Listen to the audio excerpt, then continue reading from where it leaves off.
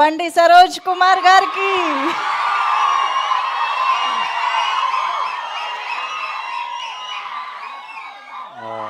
First time కొంచెం భయపెట్టకండి.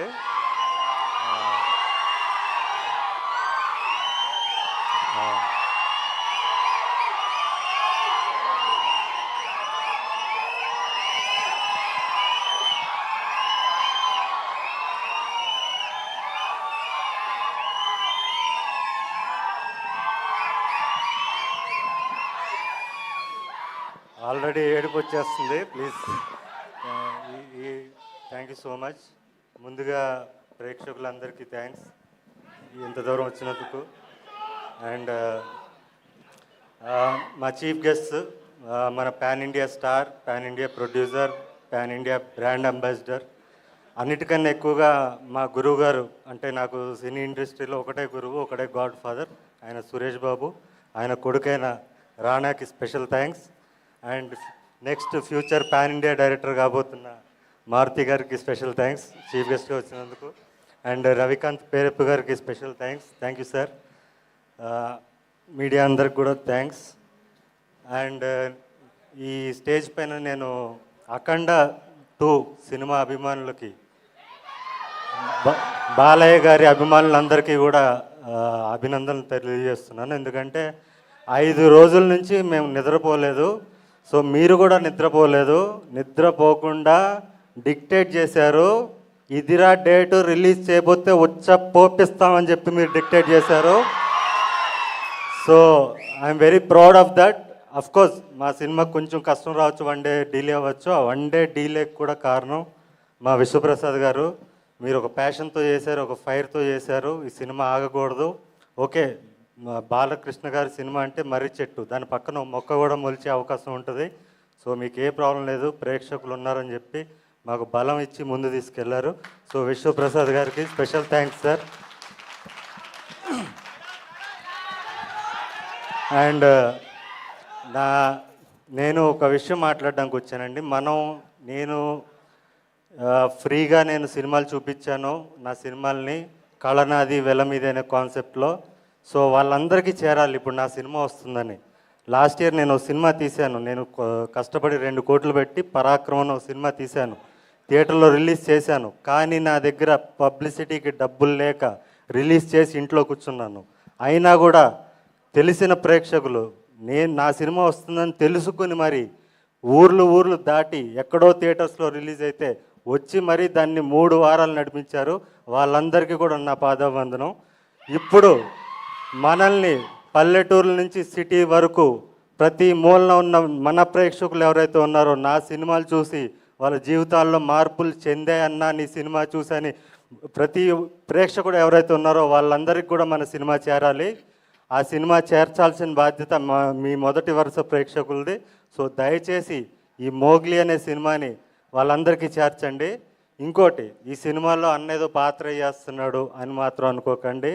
ఈ సినిమాకి నేను ఆకురౌడీనో విలన్నో కాదు, యాంటీ హీరోని సినిమాకి నేను. మీరు మాంగళ్యంలో చూసిన దొరబాబు పాత్ర,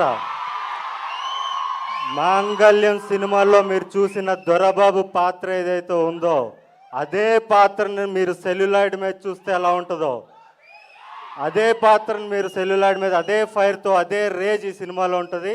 సో అలాంటి పాత్ర రాసిన నా దర్శకుడు సందీప్ రాజ్ గారికి స్పెషల్ థ్యాంక్స్. మీరందరూ సినిమాకి దూరమైన ప్రేక్షకులందరూ కూడా నాకు దగ్గరయ్యారు. మీ అందరికీ నా కళనాది వెల మీద అనే కాన్సెప్ట్లో నేను సినిమా చూపించాను. ఇప్పుడు మీ అందరినీ నేను ప్రార్థిస్తున్నాను, అర్జిస్తున్నాను, కాళ్ళు పట్టుకుని అడుగుతున్నాను, నన్ను గెలిపించండి. ఈ సినిమాకి మీరు పెట్టే ప్రతి టికెట్ కూడా చాలామందికి సమాధానం చెప్తుంది. మార్కెట్లో మనం సౌండ్ చేస్తాం. సో దయచేసి మీరందరూ కూడా 99 రూపాయల టికెట్ అందుబాటులో తీసుకొచ్చారు మా నిర్మాత గారు. సో దయచేసి మీతో పాటు మీ ఫ్యామిలీని కూడా తీసుకురండి. అఫ్కోర్స్ ఇందులో ఏ సర్టిఫికేట్ అంటే అసభ్యం ఉండదు. సెన్సార్ బోర్డు ఆఫీసరు భయపడిపోయాడంట, ఎవడరా వీడి పర్ఫార్మెన్స్ ఏంటి,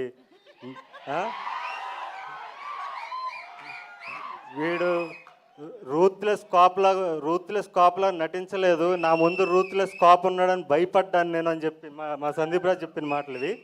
భయపడ్డానని చెప్పి నేను దీంట్లో కాంప్రమైజ్ అయ్యాను, ఐఎమ్ సారీ అని చెప్పి ఏ సర్టిఫికేట్ ఇచ్చాడంట.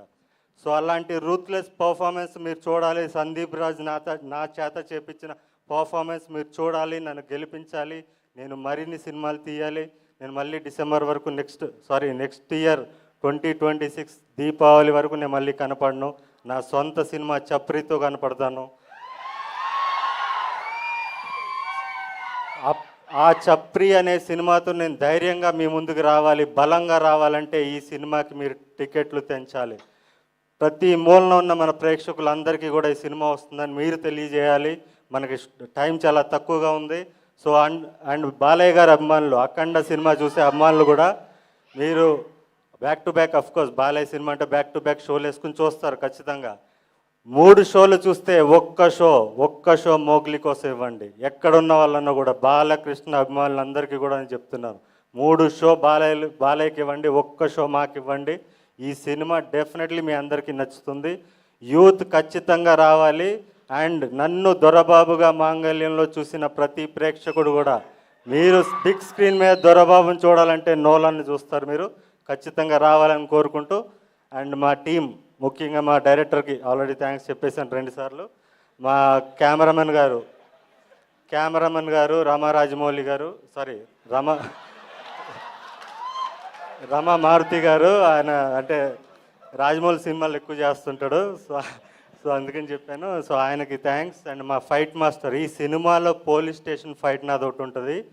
లాస్ట్ 10 ఇయర్స్లో టాప్ 10 ఫైట్స్, టాలీవుడ్లో ఉన్న టాప్ 10 ఫైట్స్లో ఆ ఫైట్ ఉంటుంది. అది సినిమాకి హైలైట్, అది మిస్ అవ్వకండి. ఆ ఫైట్ కంపోజ్ చేసిన నటరాజ్ మాస్టర్ గారికి స్పెషల్ థ్యాంక్స్.